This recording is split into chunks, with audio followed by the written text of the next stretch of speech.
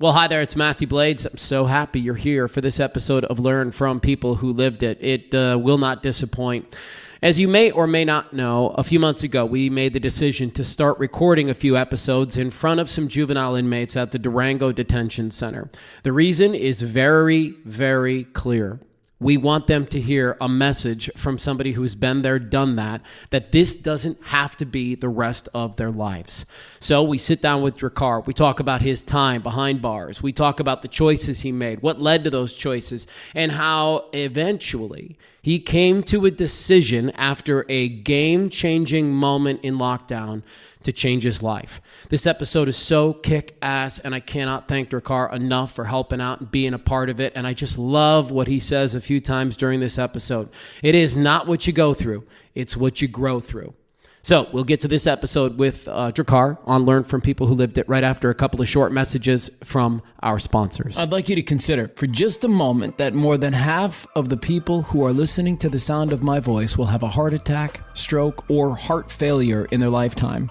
However, research shows us that up to 90% of heart disease and stroke is preventable. I think about my own father who died by heart attack at just 47 years old, and I wonder how much longer he'd be around if we'd just known about Health Span MD. Dr. Todd Hurst, a board-certified cardiologist, is not just my doctor. He's helped thousands of people just like you and me with his approach. Health Span MD is the way healthcare is supposed to be. An ongoing partnership between you and your expert healthcare team that guides you step by step on the best opportunities to achieve your health, weight, and longevity goals. Please take a minute and sign up for his 3-step consultation and witness the HealthSpan MD difference for yourself, so you can be here longer for your family and, most importantly, yourself. HealthSpanMD.com. HealthSpan MD, an insurance-based practice. And he looks right at me and he says, Matthew, you are a transitional character in your lineage. And that is why I do what I do. Hi there, my name is Matthew Blades, podcast host and motivational speaker, and I love keynoting and putting on workshops to help people understand the value of self-care. Because there are people in this room that feel broken, but you're not. There is nothing wrong with you. Just like there was nothing wrong with me. I just needed to step into my life's purpose more, and that's what I want to encourage you to do. Let's do this together. Head on over to learnfrompeoplewholivedit.com. Now, let's get to today's podcast. Find Learn from People Who Lived It wherever you get podcasts. Search it using all one word. Learn from People Who Lived It. Welcome to another episode of Learn from People Who Lived It. How y'all doing? I'm Drakkar. I'm 32 years old. What story are you here to share today, man? So I'm here to share a story that, I'm here to share my journey of a boy to a man and everything in between, from me making that first decision to me, understanding and being aware of not only does my decisions hurt me, but they hurt my loved ones. And how we overcome and how we can, I like to say it's not what we go through, it's what we grow through. So, I'm just here to tell my story and hopefully y'all can get something out of it. Who do you hope hears this? I hope every last one of these kids in the chair hear this. I hope somebody that was in my shoes, 5-10 years later, before this, hears this story and really, somebody who's going through something right now, man, and just the pain and the anger and trying to show that you can channel that energy and put it into something that's more positive. So somebody that's in a negative place in their life, hopefully they can channel that energy and make it positive, man. Well, I cannot wait. Welcome to another episode of Learn from People Who Lived It. We are back at the Durango Detention Center today and need to say thanks to Josh, Michael, Dina, and the entire crew here for helping us make this happen. We are in front of some kids today, and you mentioned it before we started recording, Drakkar, that you look out into this group and you see pieces of yourself from a few years ago. Is this the first time you've been back in a facility since you've been out? And if so, what are you feeling this morning as you walked into this building? Man, it is actually. So I was nervous, to be honest with you, man, to see the gates. You got to shut one door to open up the other. Just seeing a bubble, officers in a bubble. But It was surreal to be here, man. I'm blessed to be on this side, to be honest with you. I actually carry around my state ID as a remembrance of, not going back to that and understanding that, it's just beautiful. It's crazy how, the universe and God will turn your test into a testimony, man. So I'm just grateful to be here. I'm blessed. And, hopefully we can impact and help somebody along the way, man. Let's do it. On my podcast, I love to go down that road of the first 10 years of people's lives, as you and I articulated before we got started today. But 0 to 4, there's so many things that happen in that. And then there's a whole bunch of stuff that kind of happens 0 to 10, 0 to 12, whatever. So give me and our group here a sense of your life from 0 to 10, man. What's your surroundings like? What's your environment like? Mom, dad, brothers, sisters? Like, give me a little lay of that land. Okay, from 0 to 10. I'm from the Philadelphia area. That's in Pennsylvania, for those who don't know. Grew up inner city. Mom did her best. She was a CPN, so she used to work at like old people's homes and try to take care. She's a giver. My mother is a giver. I was the only boy in my family. I have 6 other sisters that I was raised with. Are they younger or are they older? So I'm the middle child. I have 2 older, and then I have 4 younger than me.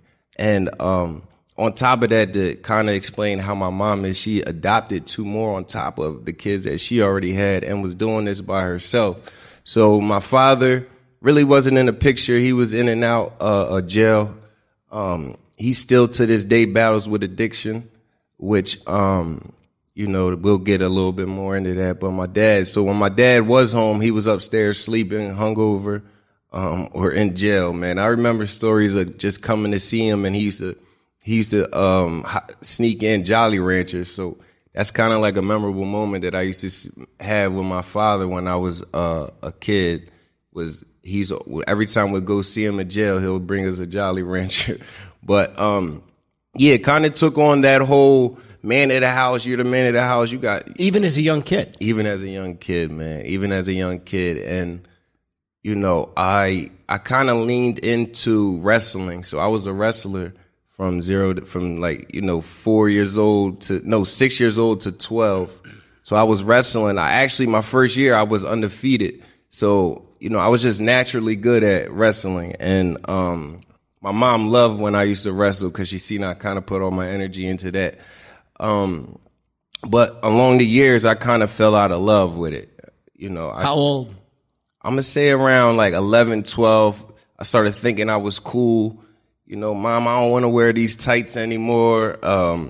And to be honest with you, it was just a lack of guidance. Like, I was that kid that my mom really couldn't do a lot for me or give me that mentorship or role model that I needed.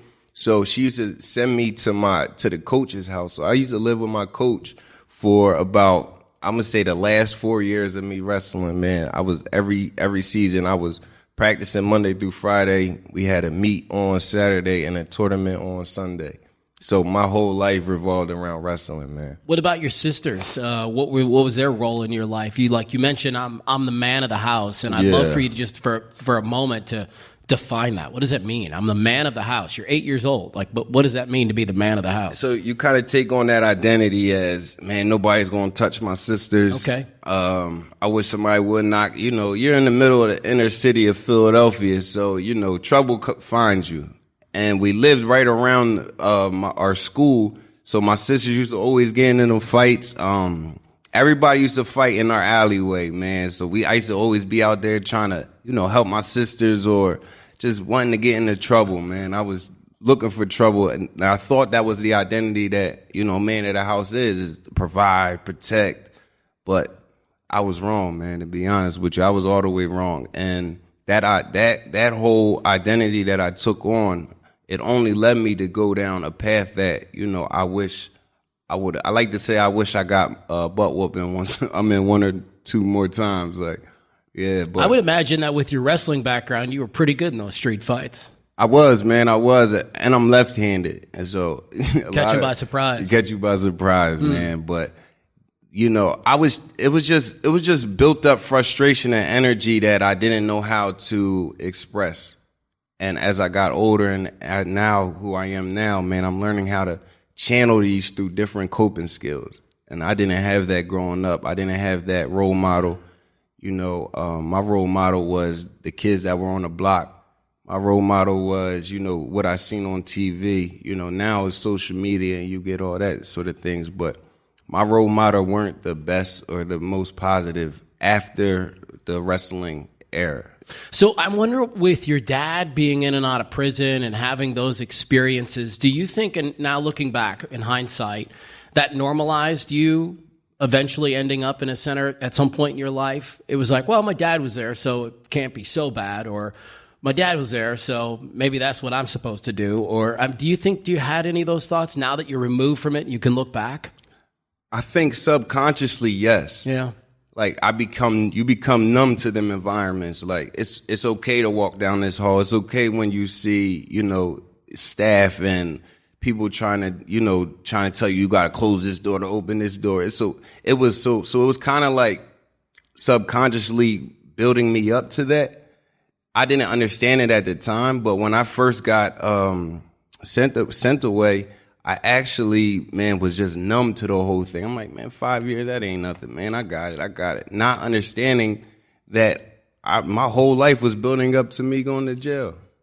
Wow. It's crazy. Yeah, you know, you wrote to me in one of our correspondence leading up to this, and you said something that really got my attention, man. You said, I used to blame my upbringing for all my shortcomings. I wish my dad would have just played football with me or showed me how to get dressed properly. I just wanted him to teach me how to fish. What do you think about as you hear that statement back? I felt let down. I remember, so I was always the child that you couldn't tell me nothing about my dad. Like my mom used to, you know, they all talking about your dad. Oh, your dad's this, my sisters used to say, your dad's just a sperm donor. So I was always the one that was defending my dad. I don't know why. So he used to take me out to go feed the ducks. He'll take me to go fishing. I remember one day I'm sitting there on the porch and I'm waiting for him. And I was literally out there for like 3-4 hours. And I'm like, my dad was like, he's coming to get me. So I'm out there with my fishing pole and my tackle box waiting for my dad. And I'm like, no, Mom, he's coming. She's like, no, he's not coming, son. I'm telling you, he's not coming. And it was that moment that I'm like, dang, my dad let me down. Like, how old were you?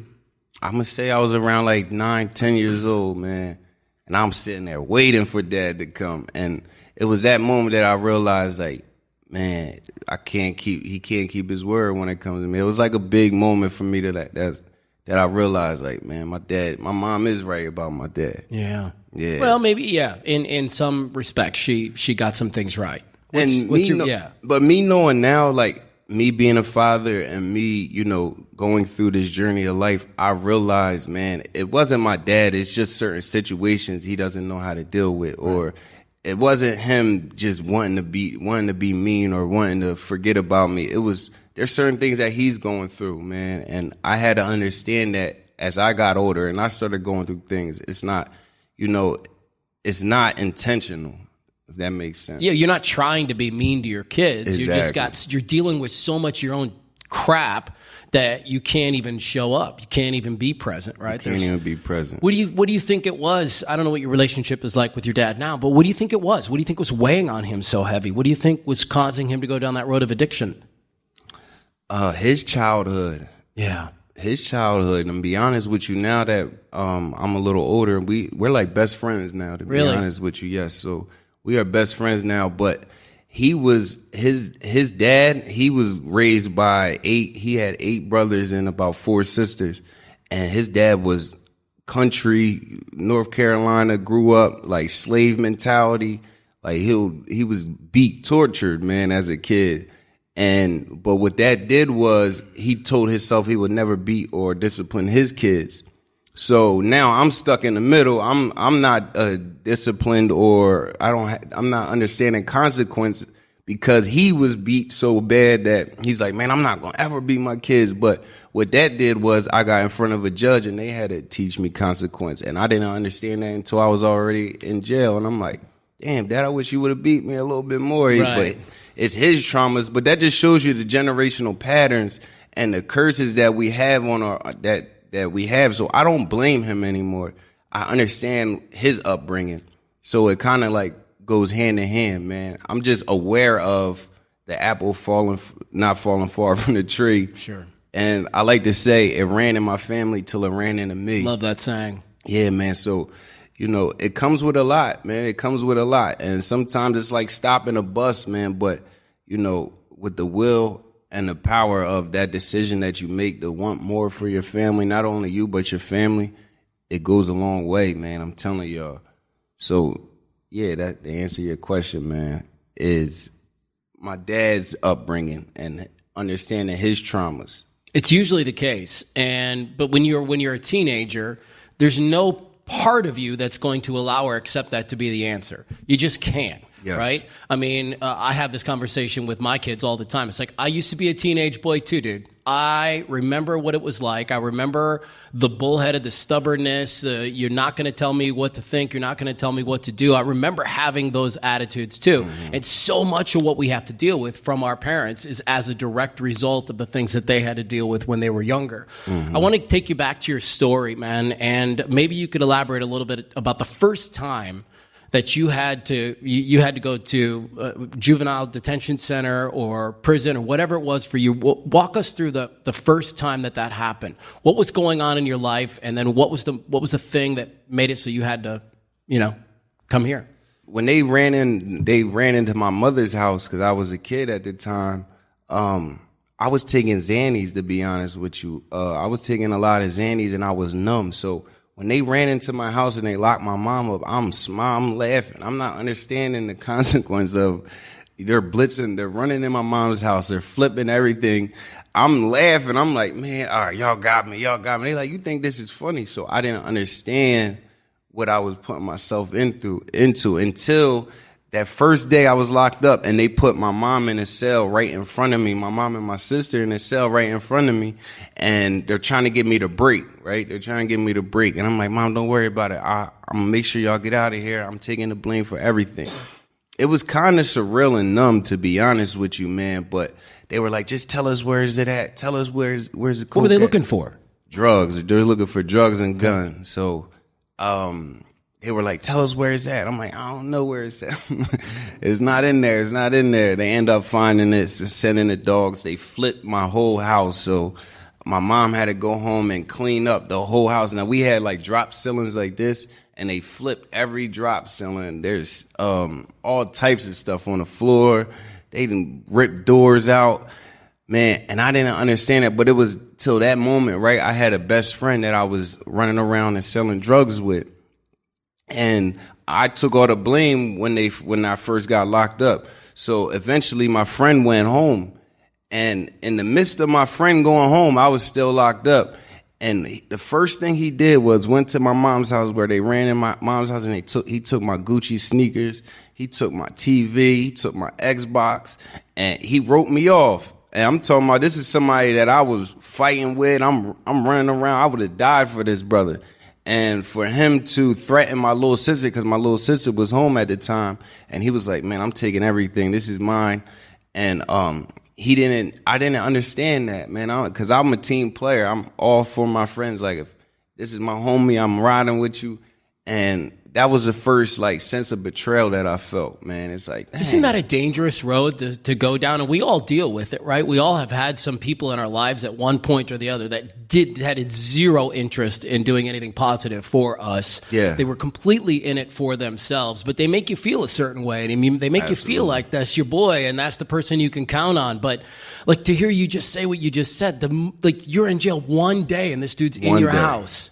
Took everything.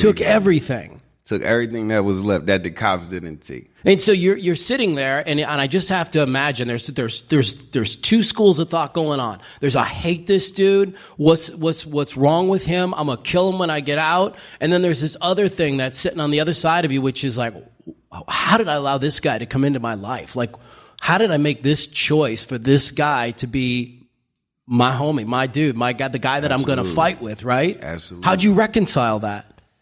it was surreal, but I'm gonna tell you this. I'm gonna tell you, so I do come home. I come home, and what he does is he tries to give me he gave me like an ounce or something of weed, trying to like compensate for everything he took. And I'm sitting here looking at him like, now mind you, I know he's really about this life too. So I gotta be strategic with how I handle and deal with this brother. So I just washed my hands, man. I kind of like took a step back from everything. I took a step back from my homies and who I was dealing with at the time. And I was out on bail too. So I had to I couldn't really do too much. I know, the odds were on me. So I get locked up, end up going upstate and getting locked up. He ends up catching a homicide. Now he's in jail for the rest of his life. And it just shows you how karma it works and how the universe works. So I always try to do good and give my best foot forward, because I understand that it's going to come back. And I didn't understand it at the time, but I knew that, that was somebody that I didn't want to be around. You said to me something when we were getting ready to do this discussion, that all of your friends were in prison for like 10 years plus. To this day. And yes. And I wonder if they were out and you had a chance to be around them, what would be different? So my friend, one of my other best friends, he ended up doing 10 years. He came home. So while I was doing the 5, he was doing the 10. So he came home recently. And I'm on the phone with him. I'm talking to him, and he's like, yeah, bro, when I get home, we're going to do this. But I said, man, you got to set up a plan, because I was out a couple years before him. I said, you got to have a plan, man. At least have 90-day plan. Everything you're going to do for them 90 days, have a plan. So he gets home. He's excited that he's home. And what does he do? Within a week or two, he's talking about, bro, I got this and that, drugs in. He's carrying a gun now. I'm like, bro, I'm telling you, man, don't go down that path. And so he's coming home. He's trying to figure it out. He's working in the warehouse. He just feels like he can't catch a break at the time. And I'm sitting there, I'm trying to tell him, but it's hard to tell him this while he's going through it. So it's hard to tell him, like, bro, it'll all make sense later. But when you make your mind up to want more out of life, you got to understand that it's not going to happen overnight. You know what I mean? That's what I was just thinking. Like, he was looking for a fast break. Instant gratification. He was looking for something overnight to make him feel different and better. And when you really put your mind to it and you try to achieve something greater than you have before, not only does it take a lot of time, but it takes a lot of energy and effort. And you got to think about it, though. When you're selling drugs, or when you're robbing somebody, or when you're stealing, I'm doing this, I'm selling drugs, but I'm instantly getting money back. You know what I mean? When I'm robbing somebody, I'm getting it, whatever I'm robbing them for right now. So that instant feeling is hard when you got to say, yo, you don't get paid for 2 weeks, but you got to wake up every day and put your boots on and work 8 to 12 hours a day. It's like, come on. It's like, dang, so you got to it's all a mindset, though. And you got to understand the longevity. Like, I'd rather be able to be free and make money every day than to know that I'm stuck behind here and I can't, I got to wait for somebody else to give me money, or I got to wait for somebody to send me money or send me a letter. So just to know that I'm free, man, every day is key to, it's an understanding like, yo, it's not worth it. This may be a hard question to answer, but how do you not let the story that has been your story your whole childhood and all of the upbringing and in and out of prison, like how do you detach from that story? You know what I'm saying? Like, how do you become Drakkar, the father who's working now, and not slip into that mindset of I'm Drakkar with this past and that's who defines me? Because there's power in my story. I'm learning that. It's not about more so as detaching my past, because everything that I went through made me who I am today. So I don't kind of like detach and say that's not who I am. That's who I was. And I'm not even who I am yesterday. You know what I mean? After I get out of this podcast, I'm gonna be somebody else. So it's a continuous growth. And as long as you make your mind up and try to be 1% better than you were yesterday, man, it'll all work out and make sense. It might not seem like it right now, but every day I'm gonna wake up and I'm gonna try my hardest to be 1% better. And what they call is compound interest, man. Throughout the months, throughout the years, you're gonna look back and be like, wow, proud of yourself. You know what I mean? So the key is to make the decision, man. You know, being that cool kid, it's not cool. I'm telling y'all, it's not cool. You know what's cool? Learning credit. You know what's cool? Getting your mom out of the situation. You know what's cool is taking care of your family and your sisters and your brothers. That's cool. Being able to provide for your family. Not sitting in here being the tough guy on your corner. That's not cool. And I had to learn that. You know what I mean? So once you understand and you look at life differently, man, everything changes. That's an unbelievable thing to say.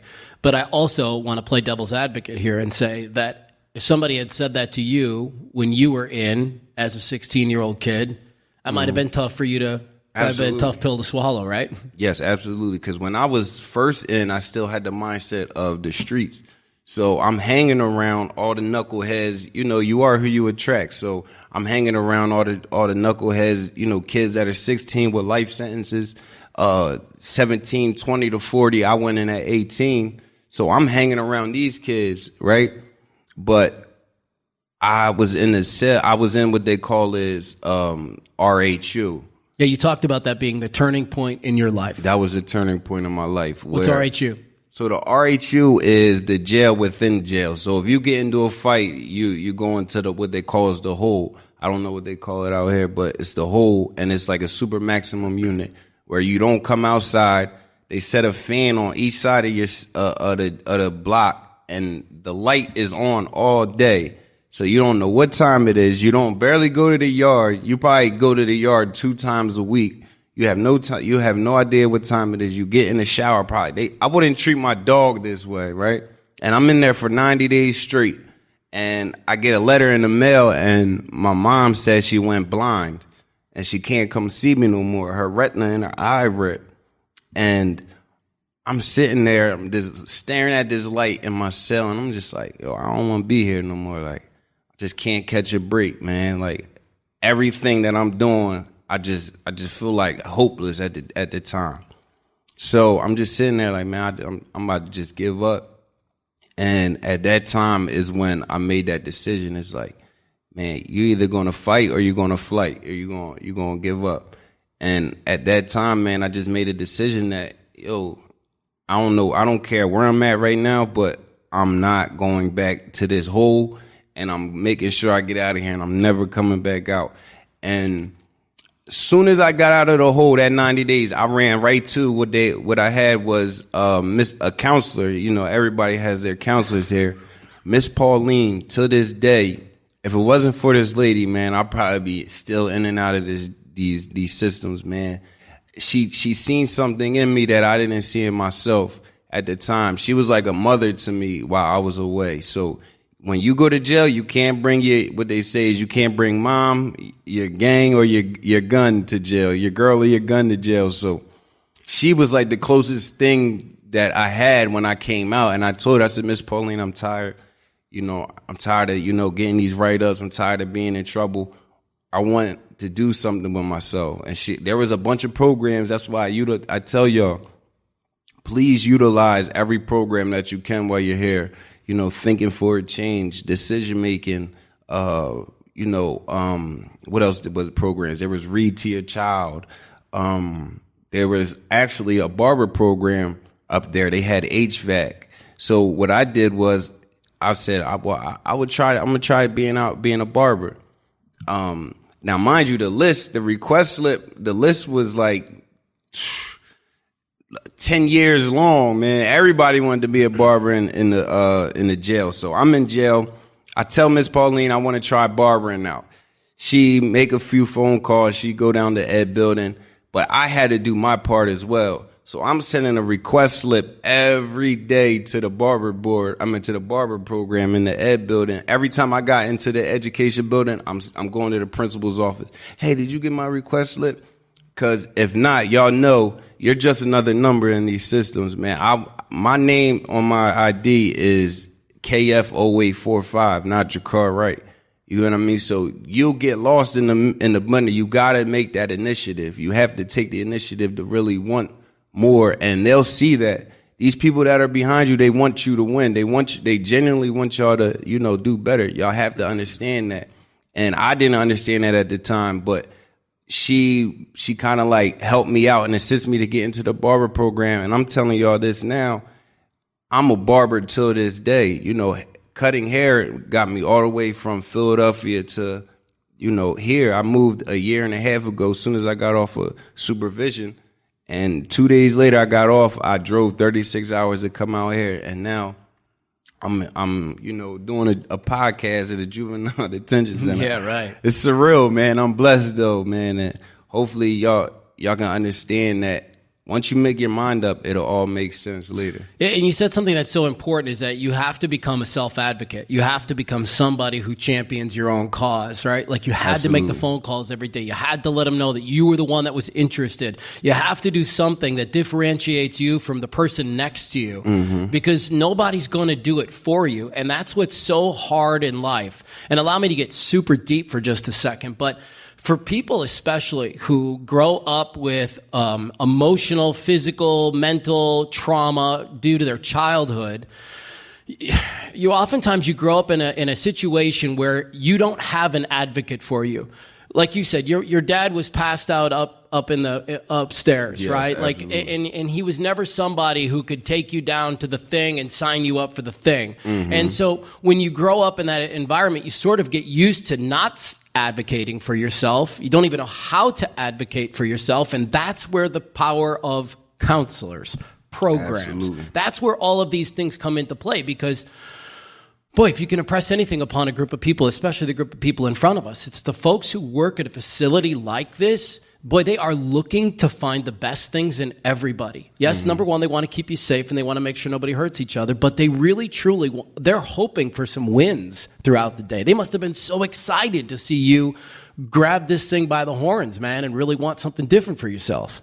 Yes, man, absolutely. So, like, I know I used to give the counselors and the CEOs a hard time and that sort of thing, but I'm going to tell y'all right now, they're not here because they're making a lot of money. The teachers and the counselors, they don't make money. They're here because they generally want to see y'all win and they generally want to, get y'all to that next level and heal. But we weren't taught how to heal and we weren't taught how to channel our energy the right way. So it's coming out the wrong way. And, I'm a perfect example of showing y'all that, if you channel your energy, if you put all that anger and that energy into something positive, man, y'all be unstoppable. Y'all be running laps around y'all competitors because let's be honest, barbering is a competitive sport. You know what I mean? It's a friendly competitive, but anything as men, women, we are competitors. You know what I mean? So just being able to be the best at whatever it is you do is key. Let's not be mediocre. Let's excel at what we do. You got to be able to put the extra work in. I was tired of being average. I was tired of blending in. I wanted to be different. I wanted to, and everything that I went through got me to where I'm at now. And that is my differentiate. That's how I am unique, is going into these places. And that's how I am, defined who I am today, is because everything I went through. But it all makes sense. It's hard when you're going through it, if that makes sense. Can we talk a little bit about environment? Because I'm imagining when you get out, you got some people in your life that still want to go back to the old way of doing things, yes, which full well is going to get you right back where you don't want to be. How important was it for you to get rid of certain people in your life? And how did you do those things? Well, they kind of got rid of themselves when I was going away. Yeah, when you're away for 5 years, you kind of out of sight, out of mind, man. And don't try to hold on to the ones that don't want to hold on. The ones that are in your corner are going to be in your corner and be supportive. So, I know how it is. Sometimes your girl might not answer the phone or might not write you back fast enough. Let her go, man. Let her go. I promise y'all, it's better out there. I was stressing, man. I had thought I was getting engaged. I had a fiance right before I went away. I tried to put a ring on it like 30 days before me going away, right? And at the time, she was pregnant with my son. soon as she dropped my son, man, my mom used to call me, is that your girl still? She's coming. She's this, she's doing that. And I was like, Mom, I don't want to hear this. I still got to deal with COs. I still got to deal with inmates. Now you're telling me I got to stress about her. Right. And you can't do anything about it. And you can't do anything about it. They used to say, in order to get over somebody, you got to get under something. So I couldn't do nothing. My hands were tied behind my back. And there was a time I was in my cell. I had an older guy that was in my cell. And I'm like, I can't stop thinking, man. I can't get out of my head. And he said, good, keep thinking. He said, good, keep thinking. And I'm like, wow. What did you think about those 90 days that you were in that solitary spot, man? What kind of darkness and what kind of light did you see? Man, it's crazy because I didn't only go to the whole 90 days. My first year or two in there, I made it so hard for myself. I did 3 90-day stretches within the first 2 years I was away. Wow. And I seen, if you're not in the back of your hands, with your hands up in the back of the cell, they won't give you food. You know, when mainline comes, they won't hand you your food if you're not in the back with your jumpsuit and your hands up. And there was this guy next to me that didn't speak English, so he didn't understand what they were saying on like the intercom, yeah. Yeah, and they wasn't feeding him. Now, mind you, he was a diabetic, right? So the nurse came. They was like, yo, y'all got to feed him. Y'all got to feed him. And back there in that hole, I heard a grown man moan himself like he died. The next day, he came out with a white rag. With a white sheet over his face, all because he didn't understand what they were saying on the intercom, and he didn't know what was going on. And I heard him moan. He was in the cell right next to me. Moaned to death. I said, man, it was kind of like surreal. It's like, man, I gotta get out of here, man. You know, them thoughts in your head, it's like, yo, they do not care. You know, what I keep thinking about is you talked about in your childhood, you just wanted to be the man of the house. Yeah. And then you made a series of choices and decisions that literally, like you just said a few minutes ago, you were completely, your hands were tied behind your back and you couldn't do anything. You couldn't be there for your mom. You couldn't be there for your sisters. You couldn't be there for anybody. Mm-hmm. But you've overcome that now. And so I'm curious about the relationships that you have in your life now and what kinds of things you choose to put in your space that you maybe would have done differently 10 years ago. So now, man, I've been broke down so much that, when I came home, I had the decision that, I had barbering. So I know I had that, right? And I had to stick to my fastball. I knew that was barbering, but nobody knew I cut hair before I came home. So I was out there handwriting my name, my number. I was sitting out front of Fry's. Hey, new barber in town. I was motivated. I was excited to be home, but I wasn't making as much money. You don't get an hourly wage being a barber. So I'm free haircut, first haircut free, $5 haircuts. And then there's a booth rent at the end of the week, so you got to pay that out. Booth rent was $200. I was probably making $240, so I'm coming home with $40 a week. But you got to have a vision, and you got to believe in your vision, because if not, then you're going to result, and you're going to return back to everything that, got you in the same situation that you were in. So you have to have a vision, and thank God, 60 days from me coming home, a girl, my fiance to this day, she called me and she said, I'm pregnant. Mind you, I'm still trying to figure me out. I got 3 children out here. 60 days later, I'm just coming home. I got a bunch of old letters and a car that I saved up and bought.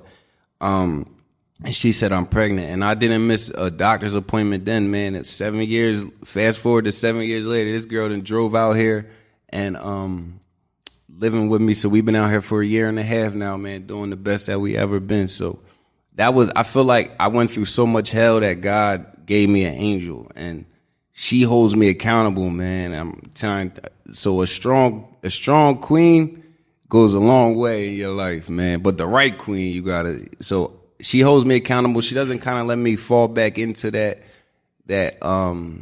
way of life in a sense, man. And I just want more. And I know I still kind of fall short. I still have my ways, man.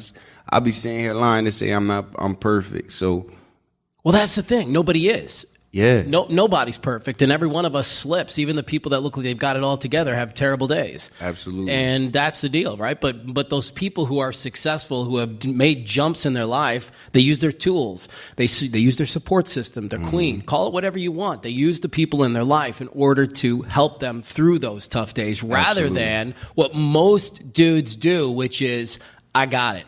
I'm fine. I don't need anybody's help.